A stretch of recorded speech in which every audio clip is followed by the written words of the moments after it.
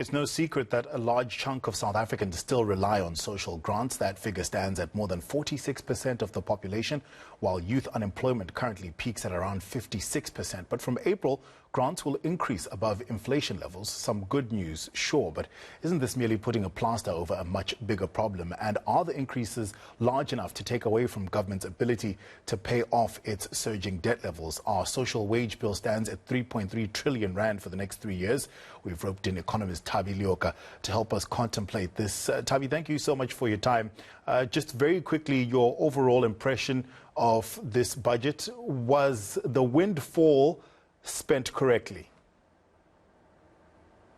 I think it was a good budget given the very difficult position that the finance minister finds himself in. Firstly, we do have very precarious public finances, and also there's a growing demand by many for the government to assist them. And I think he distributed the resources quite fairly. And yes, you can't please everyone, but I think that he did it quite generously. I think the windfall was very helpful. Without it, I don't think that we'd be able to pay back some of the debt and also spend on, social support. Millions of South Africans depending on that social support, like you say, Thabi. But there are some people who say the government should be doing more, that windfall should have been used to increase the grant or to make it permanent. What's your take?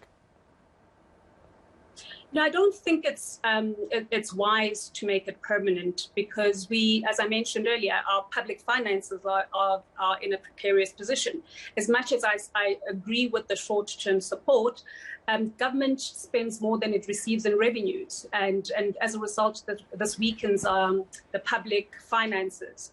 And also, we risk having to issue more debt for our spending needs, and this will then obviously widen our debt to GDP. Our public debt has risen to about 4.4, trillion rands. So that means that for every rand collected in tax revenue, 17 goes towards paying off interest on this debt, which is unacceptable. So that money could have been spent elsewhere in areas that will help generate economic growth. And instead, we're putting that money into paying back our debt. The minister speaking said we don't fund permanent problems using temporary revenue. What kind of plan would you advise putting in place to solve these problems? I absolutely agree with them. I mean, the windfall, we don't know how long the commodity windfall will last. We were lucky to have had 2 years of it, but it may dry out next year, and then what? And I think that is a risk with the budget because it has so much spending in the outer years that I wonder where we'll get the money to service some of that spending. I do think that we need to be very creative in the way we spend money. I think that in the past, we did rob Peter to pay Paul.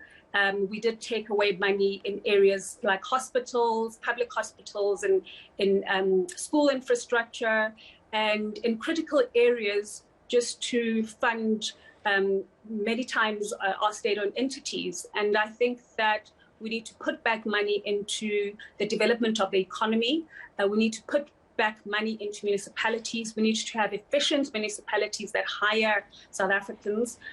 We need to also ensure that there's employment and growth. We need growth first so that we can employ the many unemployed South Africans currently.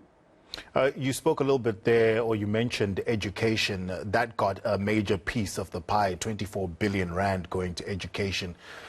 What do you want to see that spent on? And 24 billion rand sounds like a lot, but it's all relative, isn't it?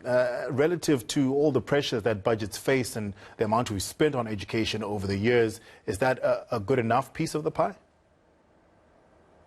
I mean, it is a helpful amount of money, but at the same time, it was never really about the amount. Education has always had the highest allocation in terms of our spending. The problem is not education. It's not the amount of money. It's how we utilize that money.